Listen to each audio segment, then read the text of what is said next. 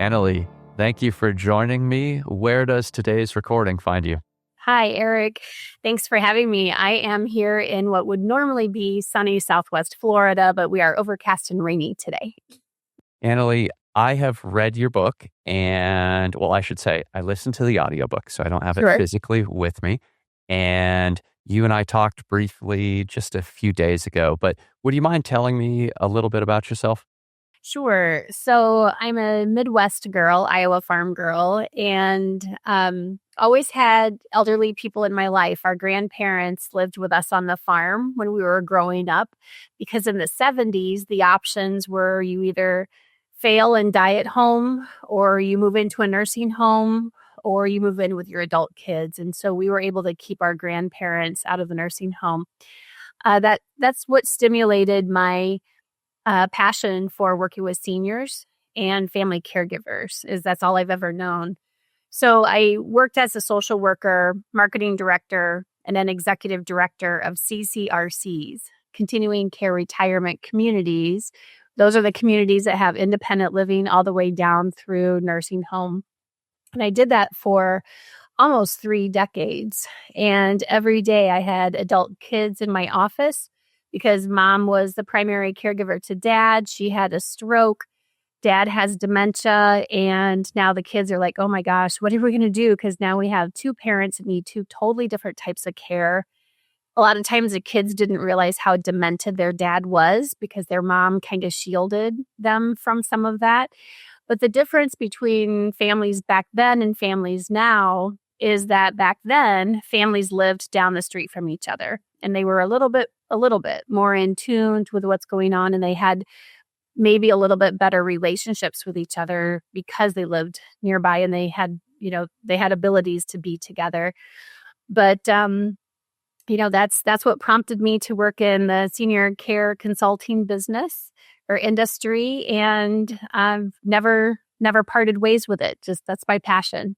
It sounds to me like you may have experienced some things growing up that are rarer and rarer, if I can put them in that way. So let me come into this by asking first, were there any specific motivations to, taking care of your grandparents in your house? Are you aware that, for example, your parents just never questioned whether or not they would do it? Or are you aware that there were certain discussions or tensions that went on? You know, it just seems like back then families family families were more able to kind of step in, and that was kind of just more of the family philosophy back then. And my mom worked at home. She, we're farmers, so she was at home. My dad was at home, but he also worked a full-time job. And so when the time came that my mom's mom and my dad's dad, because they were both widows, when the time came that they needed more care and oversight and assistance, it was kind of a no-brainer. Like, family takes care of family, right? And so there wasn't really any need to have a family discussion back then, because that's just something that we had already kind of committed to doing to help our aging parents. And our families are really close. Like, we're a very close-knit family. And so it was just kind of it was just something that were no issues with taking care of both of them. The challenge came, however, is because not long after we committed to taking care of my grandmother, my mom's mom needed actual hands-on care, like bathing, dressing, grooming, medication management, medication reminders, cooking her food, all that kind of stuff. Where my dad's dad, he just needed the socialization and the social engagement. He didn't need help with anything. And so he'd ride horses, he'd ride the combine and the hay rack. I mean, he was like very active, very, very much in good shape. But what happened not long after we committed to taking care of them was my oldest sister went to college and unfortunately became a missing person. And so my dad and my brother would spend lots of weekends going to the state that my sister went to college in, trying to find her. And so my mom and my other sister and I took a lot of care of my grandparents, and it was just a natural thing to do. We just a very close-knit family. So I know that we're going to talk a lot about the invisible patient, Yeah. as the title of your book and all that. But if you'll forgive me, I do want to ask about this. Your sister. So that's a big life event that went on. Do you mind filling in a little of that story, if that's okay? Yeah, sure. So like I said, my dad and my brother went to Nebraska on the weekends trying to find her. um Unfortunately, we never were able to find her, but in the interim of the years of time that my dad and my brother were trying to go find her, obviously my grandparents' needs became more and more because they were getting older. And so, my other sister and I and my mom were just actively involved in taking care of both grandparents. And it just showed me how no matter what happens in our Kruger family, like we have each other's back, right? And so it's just sometimes it seems like in today's world of families, everybody's just stretched really thin. And we also had the help and support of my other aunts and uncles who could also come and help out as well if we needed to. So we worked as a whole family unit to help make sure that my grandfather and my grandmother had what they needed for care. Are there commonly things that people misunderstand about what it's like to care for, your parent or whoever it is? Oh, absolutely. Because fast forwarding to because my childhood is what shaped me into wanting to be a social worker, and eventually, as I am now, a global family caregiver, virtual consultant. And so, when I was working in those continuing care retirement communities, the CCRCs that have all the different levels of care, every day I had adult kids coming into my office because, as an example, mom had a stroke. She's burned out taking care of dad with dementia.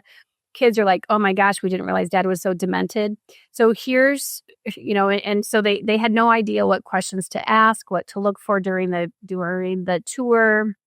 They had no idea what their parents had in order, like living will, power of attorney. Is dad a veteran? I don't know. They didn't understand dementia. Like, I don't understand. Dad used to be a bank president, but he can't take care of himself with mom in the hospital. So those are indications of, and they thought Medicare and Medicaid were the same program. And they didn't understand the difference between like assisted living and nursing home and memory care and all of that. So there's always some of those um, red flags that families tend to ignore. One of them, the biggest obstacle I have when I'm working with families or doing some of these podcasts is denial. Just before this call, I was on a call with a son and a daughter who were concerned about their aging parents. And they're like, "Well, Annalee, we don't need to put a plan in place because mom and dad are doing okay right now." And I said, "That's great that they're doing okay right now. That's the best time to put a plan in place." But they don't want to, they're not ready to move forward with putting a plan in place because they are doing okay. So then I always say, "Well, what's your plan? Everything is going okay until it isn't. And then what?" And so some of the red flags or the obstacles are just kind of family denial of, if we want our parents to have an active say in their aging plan, that's the best time to do it, is proactively when you as a family are getting along, but also making informed decisions every step of the way. Or what's the pros and cons of aging in place at home? What are the care considerations of, if mom stays at home, but dad needs memory care, what do we do about that? How do we choose a care community? How do we choose home care? So those are some of the indicators that families need some help and guidance and understanding. The dementia journey. When families say, "Well, if dad's dementia gets worse," or they'll say, "Well, dad got diagnosed with Parkinson's 6 years ago, and now he's like falling all the time." Right. So there's all this kind of misunderstanding and some of it's denial about what they're actually trying to take care of for a health condition. And I also want to jump in about spousal family caregiver burnout, the denial with that too, or not realizing how overwhelming it is to take care of a loved one who's also elderly and who has maybe Alzheimer's or dementia, a long progressive disease. And so that's when adult kids tend to get really surprised that mom had a stroke when they don't realize how much time and energy and oversight someone who has advancing Alzheimer's or advancing dementia requires when they have their days and nights mixed up, or if they don't recognize their caregiver, their spouse anymore, and become either paranoid or combative or aggressive. It's usually when the primary caregiver elderly spouse takes ill or dies. That's when the adult kids are like, oh my gosh, we've had dad for 3 days and we are exhausted. No matter, no wonder mom didn't, no wonder she had that stroke, or no wonder she passed away. This is hard work. It sounded to me like when you were describing, sort of a general scenario of mom and dad are doing fine, so we don't need a plan, that's, we're talking about mom and dad there. But I think if I'm hearing you correctly, you're implying that, well, dad might be taking care of mom or vice versa. And that also is a time to ask, is now the time to make a plan? Mm-hmm. Yeah, ideally, I started Care Right Incorporated in 2011 because for almost 3 decades, I saw the same pattern of behavior with all families for 30 years. And that is when I would ask the adult kids or the healthy spouse that came along with the tour, what do you have in order? Do you have long-term care insurance? I don't know. My husband always took care of that. Or we never talked about stuff like that as a family. Or there was like 2% of the adult kids who would say, Annalee, we tried to get this information from mom and dad. What are your goals as you age? What do you have for money? Who's your financial planner? Where do you want to receive care? What do you have in order? Do you have a power of attorney? Is there long-term care insurance? But but the parents gave the kids so much pushback that they quit trying to have those conversations. Well, now mom's in the hospital again with another urinary tract infection, and the kids are kind of beside themselves because they're like, look, we love our parents, but we just don't know what to do with them because they give us so much pushback anytime we try to broach these topics of, Mom, you're not doing well. This is your 3rd hospital stay in the last 6 months, or dad's wandered out of the house twice, or mom, you've lost 30 pounds trying to take care of dad. He's got you running ragged, because he's got his dementia has progressed and you can't just like leave him by himself. And so that's why I started Care Right, is to solve for all those issues that I saw families having, and even some of our own family issues from when I was a kid, how it is, when adult kids take their parents in, sometimes they think it's temporary or that they can manage it. Well, you can manage it until their needs exceed the time that you have. Taking care of an elderly loved one as they age can become a full-time job. Different doctor's appointments, having to toilet them, go to the pharmacy, set up their medications, go with them to their doctor's appointments, go grocery shopping. All of that stuff takes a lot of time. And maybe you don't have, our family is unique because we were very close, or we are very close. But not every family has that as a blessing or an ingredient in their family structure, right? And so a lot of times adult kids are getting thrust into family caregiving of aging parents that maybe it's just not a comfortable role for them, because maybe they have a lot of family conflict, and now they're trying to take care of someone who maybe they didn't think was the best parent. Or you've got a blended family where mom and, the 2 parents got married later in life, and the kids actually never really met each other until now that one of the parents had a stroke. And now they're like, well, I don't want my mom getting hurt taking care of your dad. So we're going to move our mom closer to where we live so we can take care of her and you guys figure out what to do with your dad. So that's the conundrum that a lot of families end up with. And that's why I'm happy that I have the opportunity to help those families sort out their care options. What can their parents afford for care and what does that look like? That scenario that you just threw out there, I'm sure you've encountered it plenty of times, but we're going to move mom closer to us. That just, wow.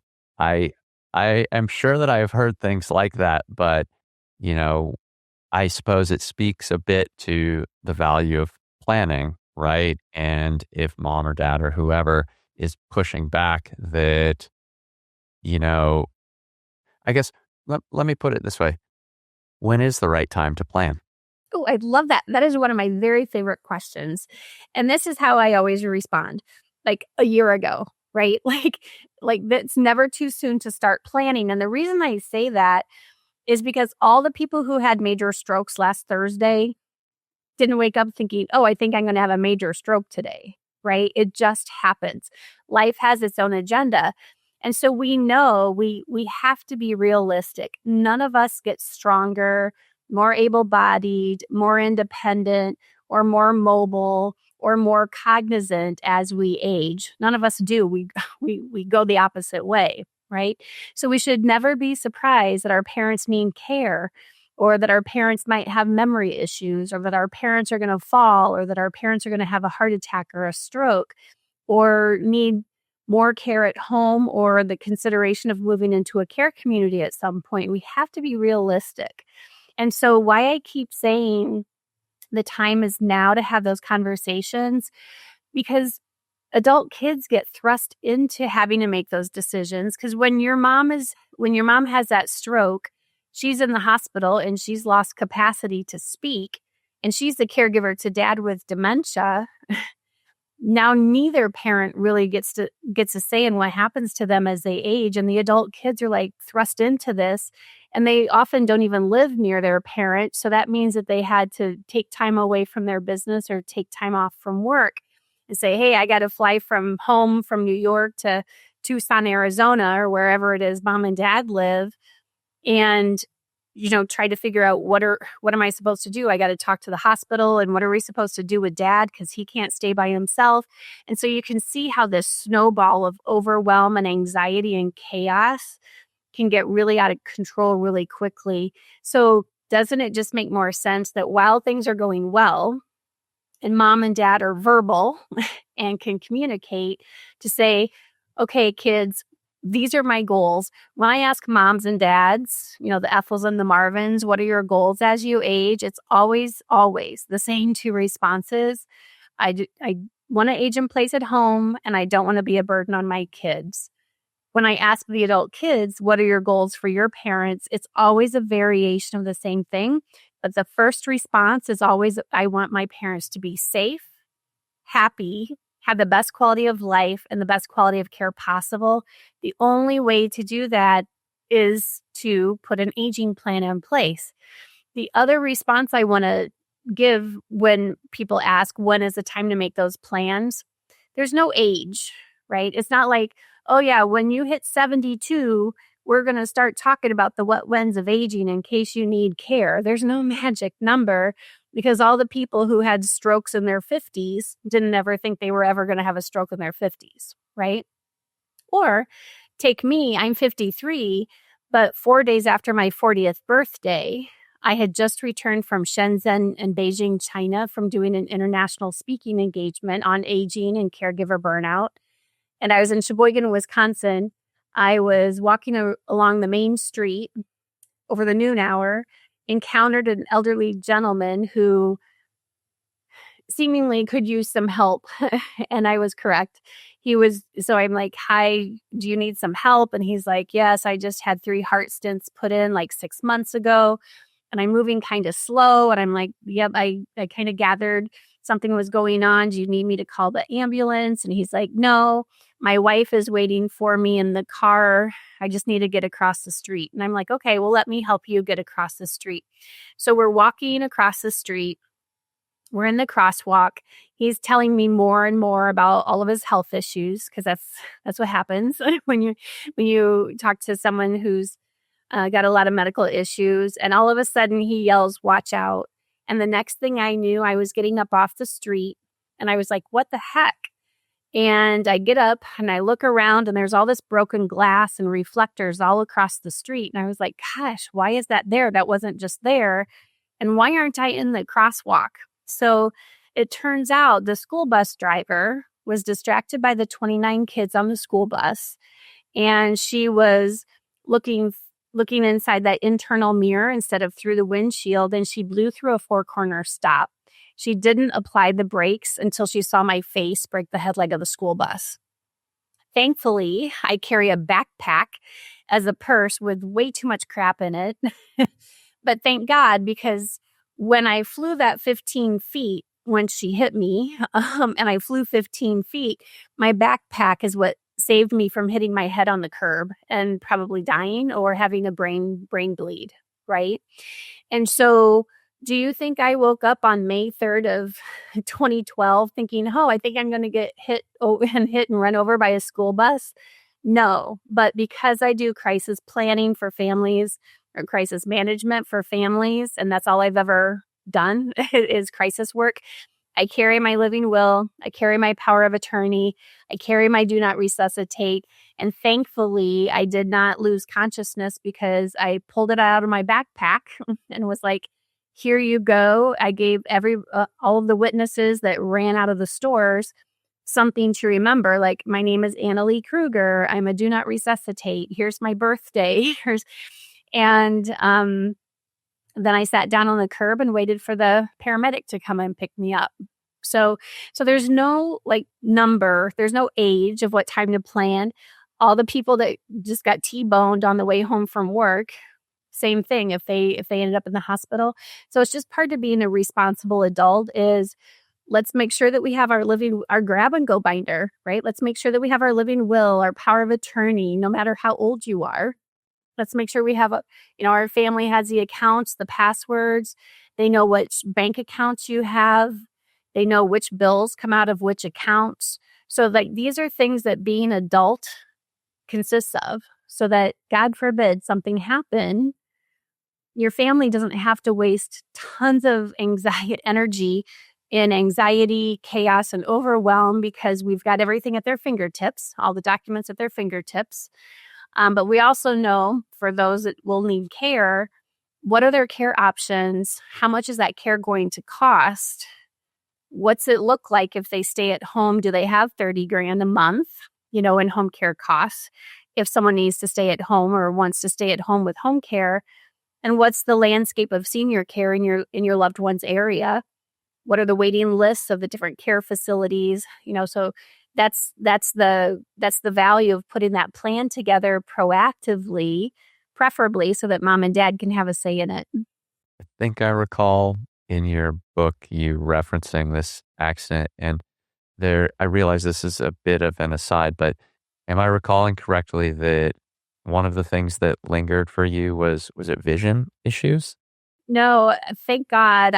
Thank God my vision and my teeth and my hearing were okay, because my face broke the headlight of the school bus, so my whole face is titanium because it smashed my face in.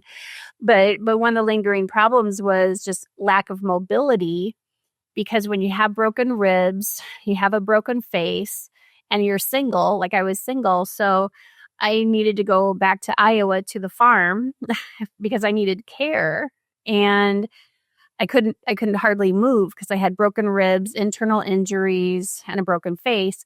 And I needed to be going up to Mayo Hospital in Minnesota for facial reconstruction surgery. Certainly can't drive.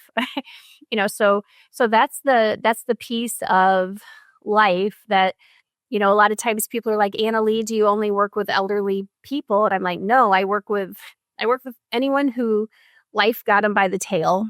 And now we need to figure out, what are we going to do if you need care, if you need help at home, or if you can't stay at home, what does that look like if you need like facility or community care level of care? It sounds to me like an ideal situation, I guess, or an ideal position to be in when talking about an aging plan is to be able to deal with values questions first. Like, what is it that you really value if you have severe Alzheimer's, perhaps, and in one respect or another, you're not conscious or there in the same way that you were just 5 years prior. What would you like for yourself at that point in your life? And then maybe after the values questions, then we deal with the practicalities. Like, do you have the funds? Have you, I guess, planned ahead to get into certain facilities? Is this, am I thinking of some, I guess, considering the right things? You are spot on. You are spot on. And when I do these podcasts or speaking engagements, or when people read my book, they're like, "Oh, Annalee, this was so helpful. There's no doubt in my mind that our parents need an aging plan, but how do we broach these topics with our parents, especially if we've already tried to have these conversations. And now there's a bit of a contention in our relationship because we've been going about this every time mom falls or every time dad has a hospital stay. How do we get mom and dad on board with considering working together for an aging plan? And so this is how I respond to that. Asking parents, is it important for you to have a say in what happens to you as you age? Because if you don't line this out or plan for this aging plan, you know that the adult kids are going to be forced into having to figure out, what do we do with mom and dad? That's why I wrote my book in the first place. Is we love mom and dad, but how do we help them when we have our own careers, we have our own families, we have special needs kids, or my husband has cancer and I'm already taking care of him and now my parents need help. How are we supposed to balance all of this? And that's one of the reasons I wrote my book. But those are some different considerations of, is it important for you to have a say in what happens to you as you age? Do you want to participate in these conversations, or do you want me to just, do you want us as kids to figure out what to do with you, you know, without having a say in it? But also I say, speak from the heart. Mom and dad, we love you. We're trying our best to help you with whatever it is that they're helping with, but it's not safe and it's not sustainable. I can't focus on my business if I'm always afraid that you fell or you're not taking your pills or you missed your doctor's appointments or the home care worker didn't show up. What we're doing there's no plan. It's just willy-nilly and it's not sustainable. Or speak from the heart and say, mom, you need nursing. You need a nurse to come out and wrap your wounds or wrap your legs or manage your diabetes or, whatever it is you're doing that doesn't feel comfortable because you're like, I'm just your son or I'm just your daughter. I'm not a nurse. I'm not a pharmacist. I'm not I'm not trained in how to transfer you from your chair to the shower. So sometimes, a lot of times adult kids are getting thrust into roles that they're not comfortable with, or sons giving their moms showers, or daughters giving their dad showers, or having to change the catheter, those kind of things. So that's why I always encourage families, let's talk now, no matter where you are in the world and no matter where you are in your care journey or decision-making journey, because we want you to make informed decisions from here on out. And we also don't want you as a family to never speak to each other again because of the stress and overwhelm of caregiving or dementia progression or how that inheritance should be spent. We want to make sure mom and dad are safe and getting the best quality of care possible. So we're going to have some conversations about this. Now, on the flip side, because you can tell that it's primarily the adult kids that reach out to me, right? That's why I'm always like, it's mom and dad. But occasionally, the Ethels and the Marvins will reach out to me because they're like, Annalee, I am so frustrated with my kids. It's a reverse thing, right? I'm so frustrated with my kids because we came out of the hospital. Things aren't going well at home. And I've tried to have these conversations with my adult kids about what your mother and I want to do as we age, but the kids are like, they don't want to listen to it. So here we are fumbling around trying to age in place at home, and it's not going well because it's not safe. So what do we do? And that it boils down to, you really need to have a neutral third party family meeting facilitator to help you with facilitating these, what families perceive as difficult conversations about what are your goals as you age? What do you have for finances? Because if you do have a stroke or when your dementia progresses, whoever the finance, do you even have your financial power of attorney and your healthcare power of attorney in place? And the kids or whomever is going to be named as those power of attorneys, they need to actually be in serviced and trained. So if you're the financial power of attorney, you do need to know who the financial planner is. You do need to know who the accountant is. You do need to have a copy of those documents. You do need to know what bank accounts are out there and which bills come out of which account. Because I promise you, if you don't know any of this stuff and then you lose, your parent loses capacity and you're the financial power of attorney, you will have to spend days or weeks or sometimes months trying to figure this out. And it's a preventable stress, right? If we just planned ahead from the get-go, it's preventable stress. You've mentioned a few things like power of attorney, and I think in your case, you said living will, and you talked about knowing either what the passwords were or where the bank accounts were or whatever else. So what typically goes into an aging plan? Yeah, so an aging plan is actually robust. It's a term I coined many years ago when I started my company, but I built an aging plan business off of my years of working as an employee and seeing that families never had family meetings. So what's included in an aging plan is my team or I facilitate the family meetings. 85% of my week is spent doing family mediation, because by the time families come to us, they are not getting along. They're burned out. They're overwhelmed. They're kind of angry and resentful because they're like, look, mom and dad's needs have derailed my life or my career or my health or my marriage. And so when we talk about an aging plan, it's opening the doors of communication and giving mom and dad, if they're able, a say. What are your goals? Like I said, their goals are always age in place at home and not be a burden on their kids, but it's always the adult kids calling us. So when we talk about an aging plan, what do you have for finances? So that we can build out a plan that actually makes sense. If you say you want to age in place at home, that's great. We educate you. Everything that we do is to educate families so they can make informed decisions. Everybody wants to age in place at home until they get those, until they realize one caregiver, one companion from like a home care company 24/7. Because when you say you want to age in place at home, you have to fast forward in your head to the time where you're not taking yourself to the bathroom, you're not shopping, you're not driving, you're not able to get out of bed. That 24/7 care is a minimum of $30,000 per month. And so, if you and your mom are, you're both trying to age in place at home and you both need care, that can be $60,000 to $70,000 a month easily in two caregivers coming for 24/7 care. So once families see the numbers on this, they're like, oh, well, we only have $600,000. How are we?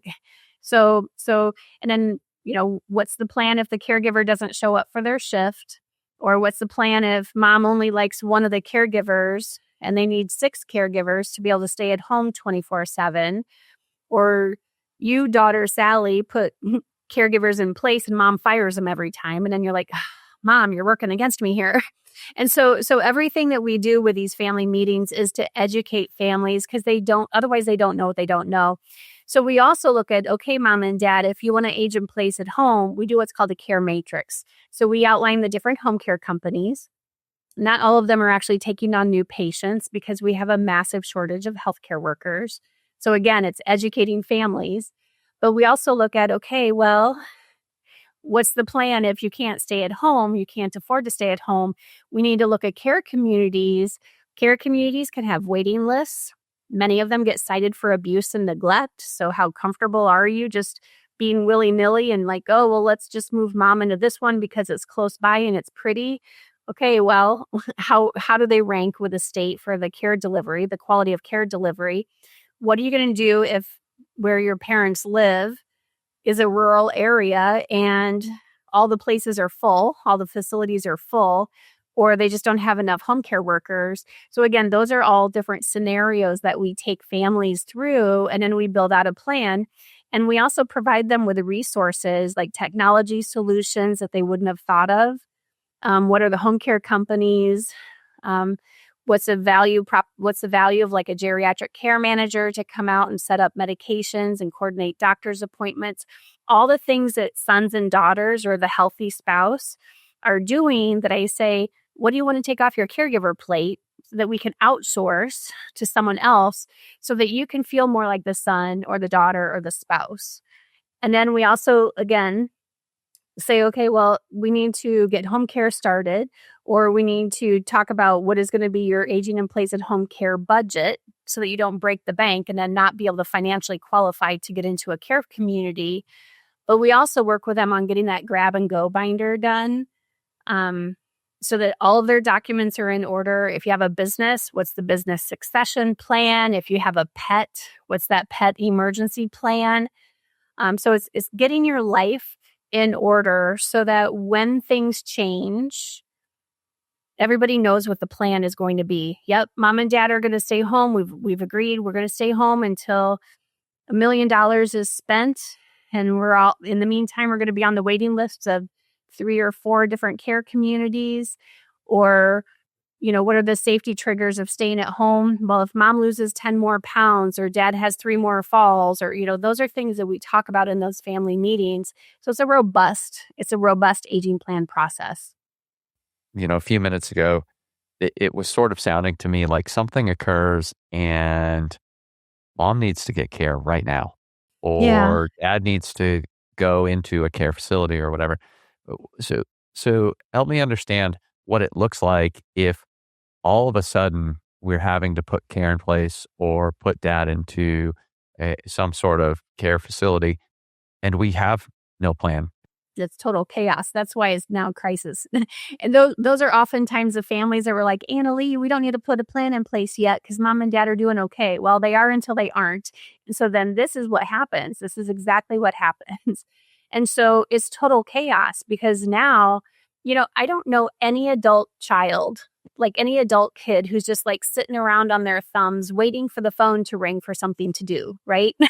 Like everybody's very busy. They don't usually live right next to where their parents live. So there's usually flights involved and time zone differences involved and spouses who are like, look, I love your parents, but you got to figure something out, right?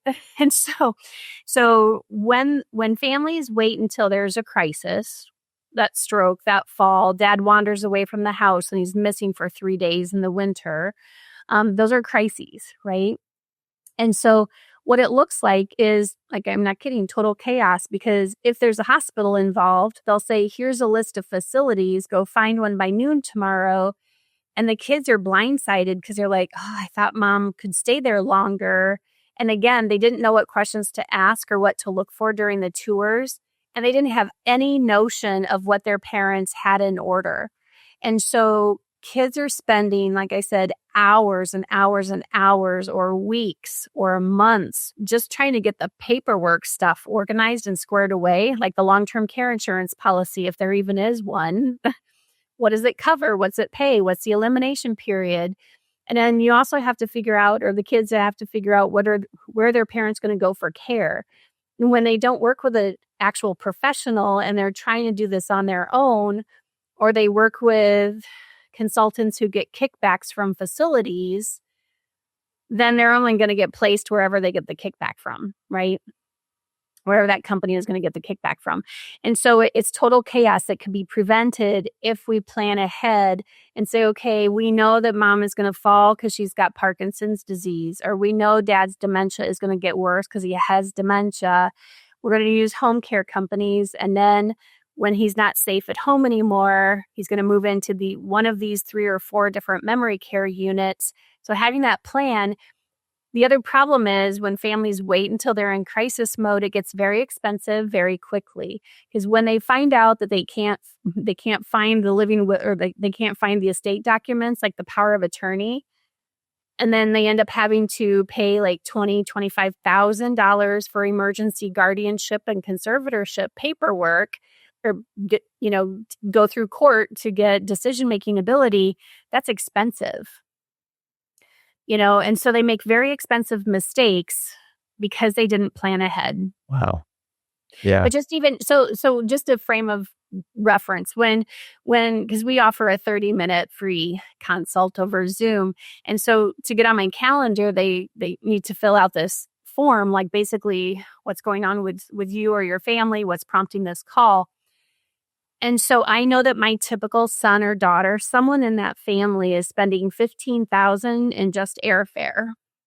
Because every time you get that crisis call that mom fell again and she's the caregiver to dad with dementia, airfare isn't $69 on Frontier, right? It's hundreds of dollars or $1,200. And then everybody knows the hassle of flying because flights are delayed, weather doesn't cooperate, flights are canceled. It's total chaos. And I know that because they have to fill out this form, that my typical primary caregiver, whether it's the spouse or your adult child, is spending a minimum of 25 to 30 hours a week in either providing hands-on care oversight, calling the doctor, calling the insurance company, sending meals, ordering that wheelchair on Amazon to have it sent, or just in plain angst and worry. They're spending at least 25 to 30 hours a week in that capacity, actually doing caregiving or worrying about their parent. So there's a cost to that, right? That's a big cost. And the emotional angst, that's again why I wrote my book, so that families don't feel like they're in this journey by themselves, and to give them, 100 and some pages of tips and tricks and bullet point outlines. You listen to it, but if you buy the book, it's all bullet point outlines and scripts of how to start these conversations, and then ultimately know that, I'm just here to help you if or when you get stuck. Yeah. So you mentioning the book, the name of the book, The Invisible Patient. Who is the invisible patient then? The primary caregiver. And here's the thing, so it's called The Invisible Patient, the emotional, financial, and physical toll on family caregivers, because it's always the caregivers who are reaching out to me because they're worried about their spouse or they're worried about their parents. And they're like, we just don't know what to do with them. But here's the thing is, when you become a caregiver, and usually you get thrust into it because, again, no one planned on having a stroke, or no one planned on going to the doctor thinking they had a stomach ache, and here they have stomach cancer. And so their whole life just changed. And so, it's all about just being prepared, having conversations with your families about the what-whens of life. But also knowing that you're not alone. What tends to happen is, because obviously I'm a caregiver to my aging parents as well. My mom has passed away now, but my dad is 88. And what happens is when you get thrust into caregiving, everybody's always like, well, hey, how's your dad or how's your mom? And no one's asking, like, you, the caregiver, like, how are you holding up? What can I do to make your life easier? And no matter how much we do, a lot of us we'll bend over backwards to make sure that our loved one has whatever it is that they have or whatever it is that they need, but it's always at our expense, whether it's emotional burnout, anger, resentment, like, oh, I was supposed to go on vacation, but mom fell again, and I'm the responsible one of the family, so I'm the one that has to cancel my vacation because my siblings won't help out, or whatever the scenario is, right? And so everybody's always asking how the care recipient is instead of the caregiver, and that's why I call the caregiver the invisible patient, and why it's important for self-care. And no matter what you're doing for your loved one, you just never feel like it's enough. And so you feel guilty, but you also feel a bit of resentment and anger because you're like, I didn't sign up for this, or I didn't take retirement, to take care of mom and dad. I took retirement to travel or whatever the scenario is. And you get thrust into caregiving, and then you kind of put your life and your health and your finances on hold for things that you wanted to do. I forget if it was in your book or if I encountered it somewhere else, but so please do tell me if it was in your book or, even just your take on this. If not, but I recall encountering somewhere that someone said broadly, if you are a caregiver, a family caregiver, unpaid caregiver, something of that nature, and you are having, you know, stress related issues, you are having some sort of health issue, whatever it is, and you need to talk to someone, you need medical care, you need whatever it is, that in just about every circumstance, you getting care is dependent upon your loved one getting care, which That's exactly right. I guess makes sense, I suppose, but also makes me think if it was my wife taking care of one of our parents or me, whatever it is, that I've been around this enough. I I know how lonely people can get. I know how if you have someone that has Alzheimer's, for example, very often at some stage, you are busy for the entirety of your waking day, which is often longer than it would naturally be because you're awake as soon as that person's awake. And you typically can't even go to the bathroom alone because maybe that person gets worried. And so now you're an adult and you have to leave the door open. And then they have, is the term sundowners? And Sundowners. Yeah. right. And Yeah. so they start to have anxiety or anger or whatever else, all these things. And so I know how stressful it can be and any number of other things. And to not be able to, just get some relief. Like I would like to be able to take a shower. I would like to be able to just have a down afternoon is unfortunate, is a light way to put it. Right. Well, and that's where we talk about self-neglect, or neglect of ourselves as a caregiver, because or if 80-year-old mom is taking care of 85-year-old dad who has dementia, I can promise you she's not getting to her doctor's appointments because she's also in her, senior years, has her own arthritis and health issues. And if she can't leave dad home alone safely, you bet your bottom dollar she's not going anywhere. Or she's bringing him with her to a doctor's appointment, but he's wandering all over the place and she can't even focus on her own appointment. Or say we talk about the physical toll of caregiving. What if she's trying to bathe your dad and you're slippery in the shower, and so they both fall down and now she's got a torn rotator cuff and she can't have surgery, or she doesn't feel like she can have surgery because she's like, well, who's going to take care of my husband for the 4 or 5 months that it's going to take for me to recover from rotator surgery? So we know that the primary caregiver tends to neglect their own needs. They don't often schedule their own doctor's appointments. Guess what they do when they're so almost deathly sick? They just go to urgent care because they can't schedule a doctor's appointment, but they also don't get the medical care they need because if their husband has dementia or their spouse has dementia, they can't leave them home alone, right? And so when I ask moms and dads who are the caregivers, what keeps you up at night? It is always the same thing.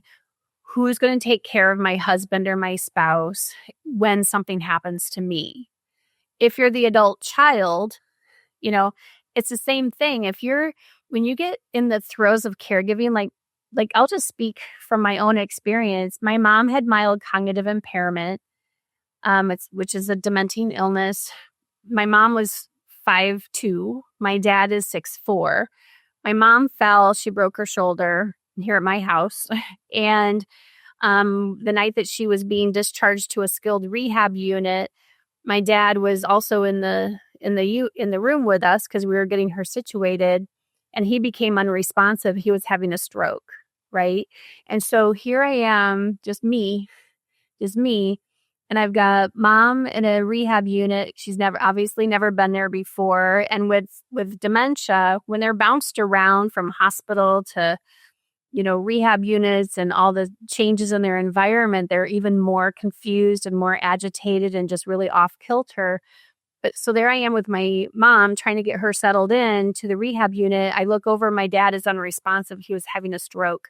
So long story short, between both of them, they had 17 doctor's appointments each because then my dad needed a kidney doctor. Like all of these doctors needed to kind of come out of the woodwork. And they were just down here in Florida to visit. So it's not like they were established with physicians, right? So when you get thrust into that, and they're time sensitive. My mom needed an ortho, she needed an ortho doctor. Like her appointment had to be within 2 weeks and then another 2 weeks later and 2 weeks later, just because they wanted to monitor the recovery of her shoulder.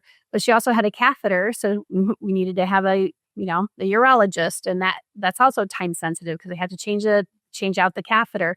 So when kids get thrust into this, it becomes all you can do. It's a full-time job. So you end up stepping away from your business, like me, if you're a business owner.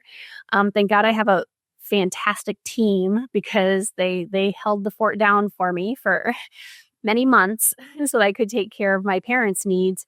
But, it's that caregiver snowball. You think you can manage it, and it just gets harder and harder because it becomes more and more time consuming, energy consuming, and then pretty soon your personal relationships with your partner or your spouse become difficult. You got to get your business or your career back on track, depending on how long you had to step away. And a lot of the adult caregivers that I talk to as well, the sons and daughters, they haven't been able to take a vacation.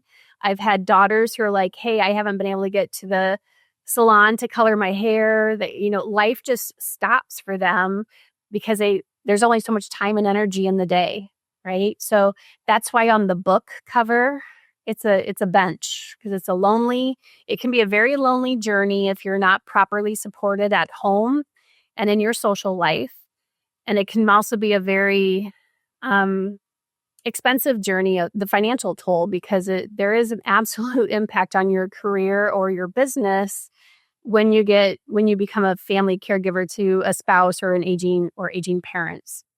When we say aging in place, in just about all circumstances, that means the person staying in their own home rather than, mom or dad moving to my home, correct? That means staying at home until they pass away. I realize that there are a lot of situational specifics that will determine whether this is a hard yes or no or whatever. But it seems to me like you need to have some kind of planning. And it sounds like knowing in advance that you're going to have the right amount of funds those things are crucial for being able to age in place up until some time, I imagine, Right. because if you have a long illness, then it becomes more and more expensive. I forget what the stats are, but Yep. they say there are statements like the last week of life costs $100,000 or whatever these numbers are, right?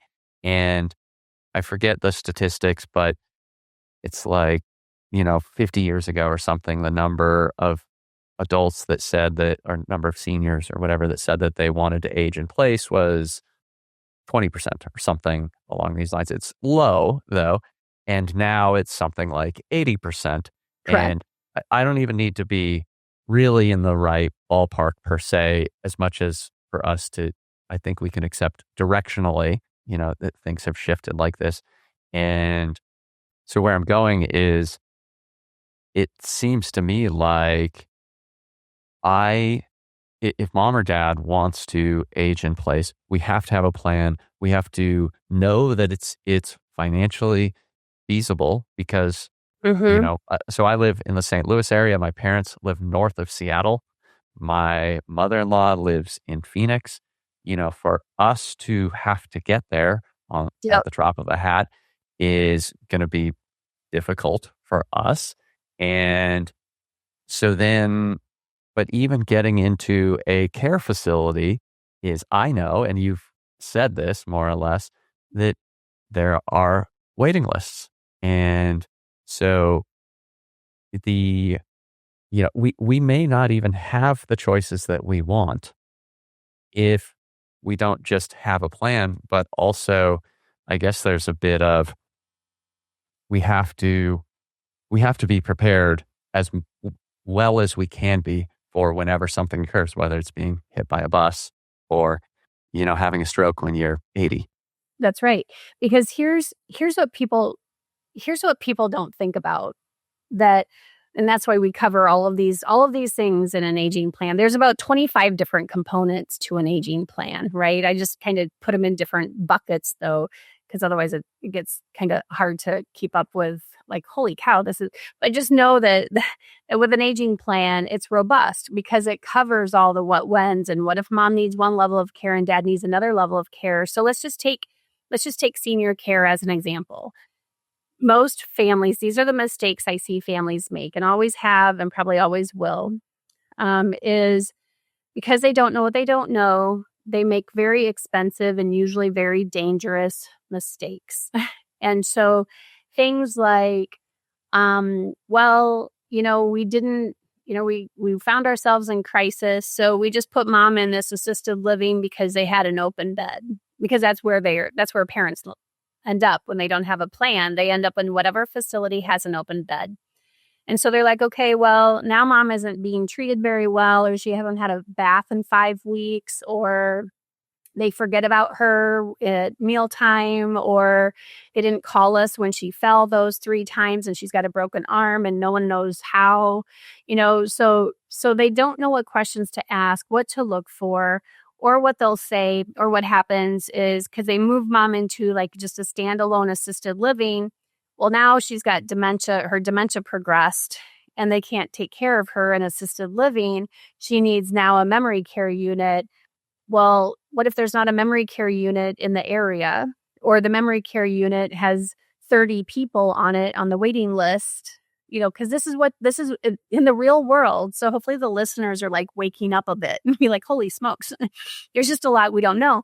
And so kids will because they don't know, they'll put their parent in like a standalone facility. And then when the parent runs out of money, and they had chosen, a private pay only facility. Well, if it's private pay only, when you run out of money, you can't stay there. You got to move out. Well, so what's that look like? Trying to find an open bed in a decent Medicaid facility in your area is going to be very tricky. What if you had 2 aging parents and they need 2 different levels of care?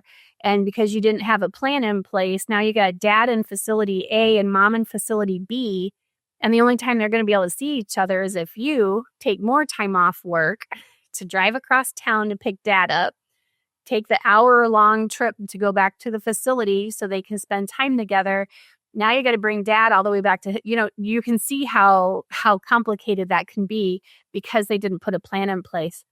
Other mistakes is obviously not having their documents in order and then having to spend copious amounts of time and energy trying to sort all that out.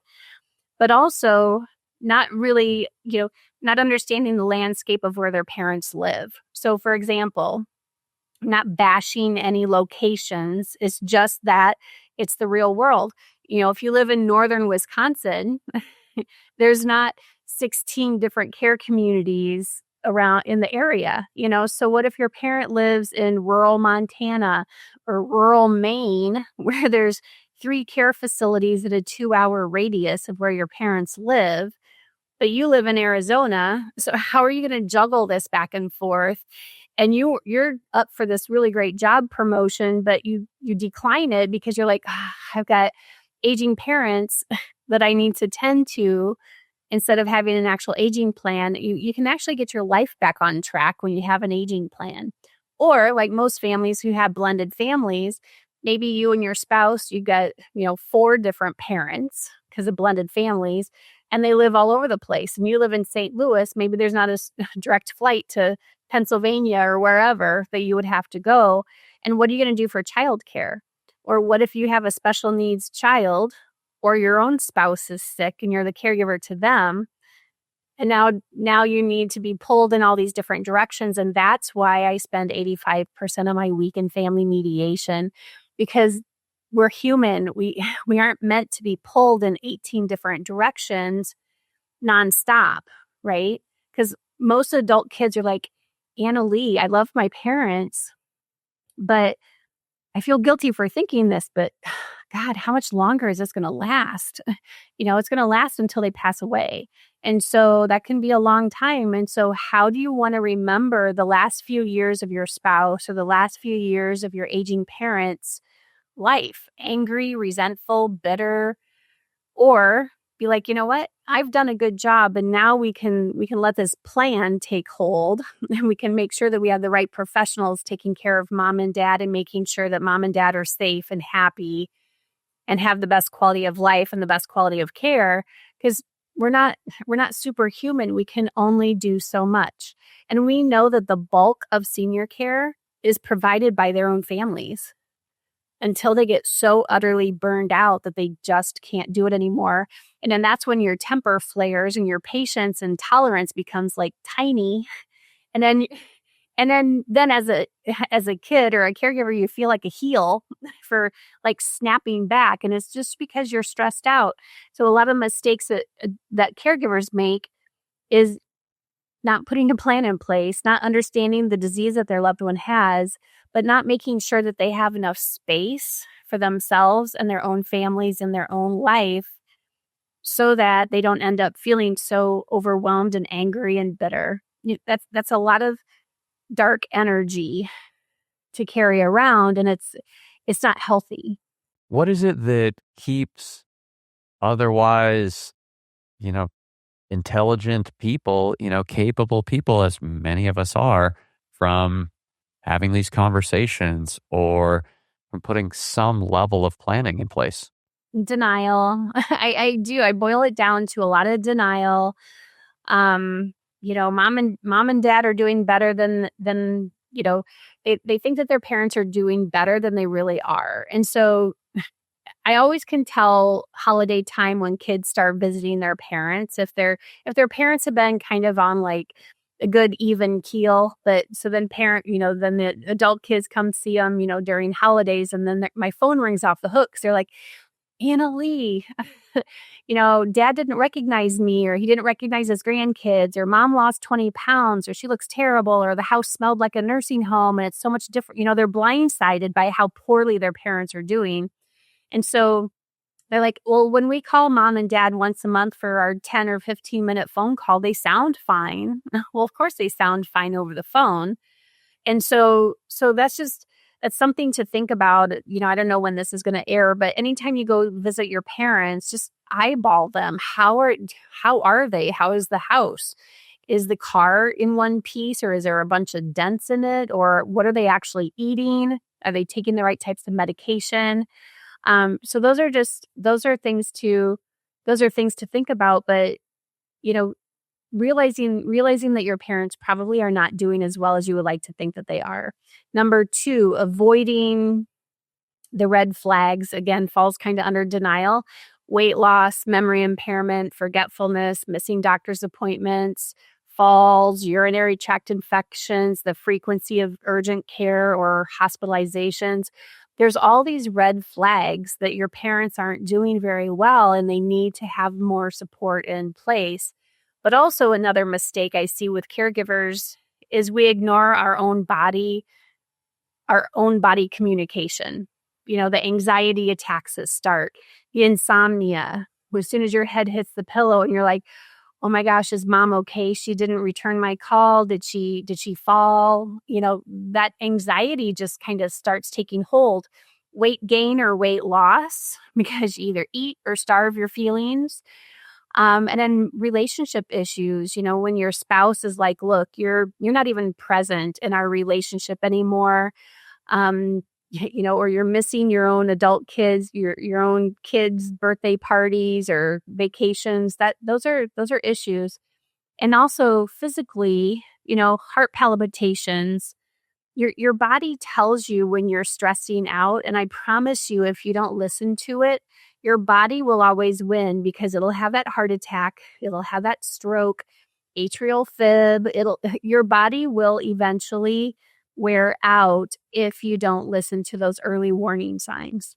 You reminded me of a quote, and I wish I could forget, or sorry, I wish that I could remember, not forget who said this, but I've worked a fair amount with futurists, and there is a futurist who is, this quote is often attributed to, again, I forget the name, but it's something like, it's better to be surprised by a simulation than blindsided by reality.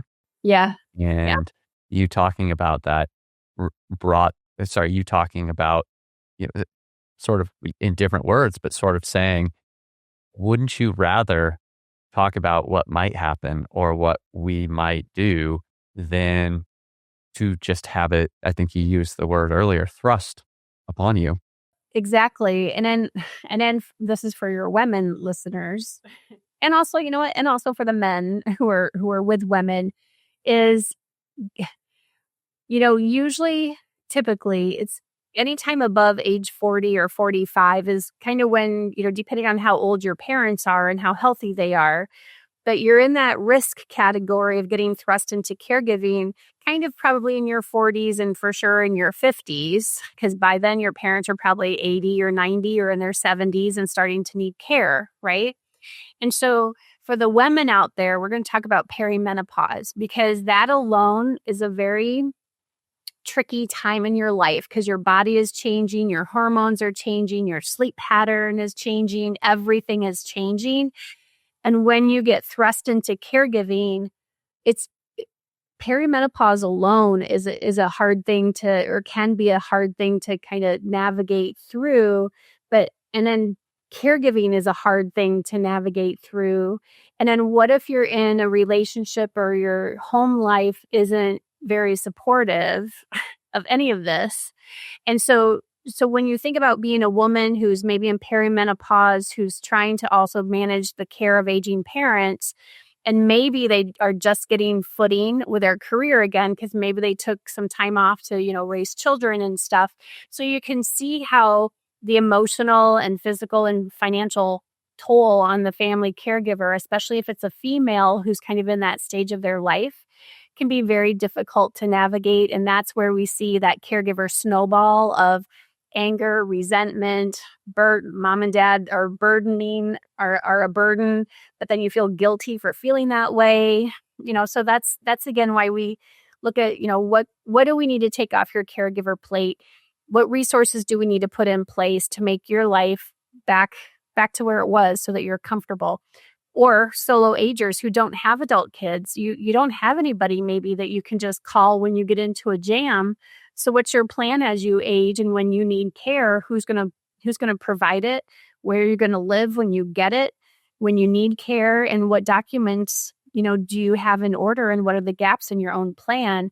So we've got all these kind of cohorts of families, right? Families that maybe are an only child and they're like, oh, all of this is going to fall on my shoulders, and you are correct. So let's like make informed decisions now.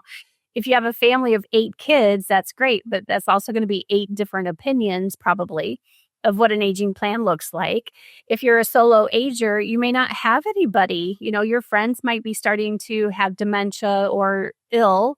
And so who is going to be your advocate as you age when you don't have anybody else? So these are all things, all points to ponder, I guess. And that's why we solve for that with an aging plan and making sure enough supports are in place.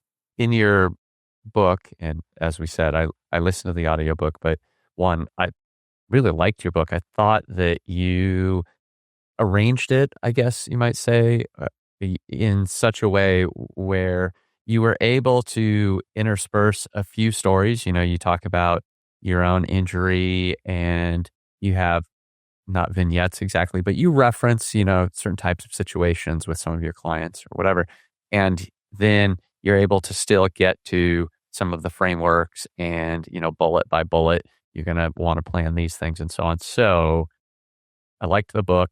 That's a resource. You mentioned that people can get sort of I think it was an assessment or something of that nature, 30 minutes with you. And I feel like I've encountered other resources, but I think there are a lot more questions that I would like to ask you. And so for me to be able to inform myself, where should I go or what should I look at to follow, learn more, or connect with you? And then after that, is there anything we didn't talk about that you would want me to be thinking about or any final words of wisdom you would leave me with?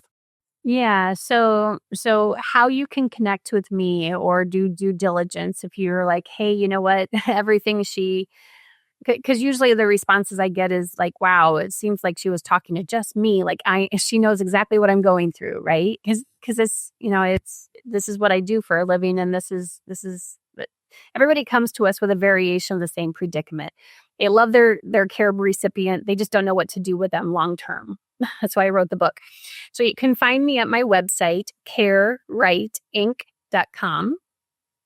There's actually a webinar, obviously a free webinar on the homepage that talks more about, family caregiving and aging planning and dementia caregiving.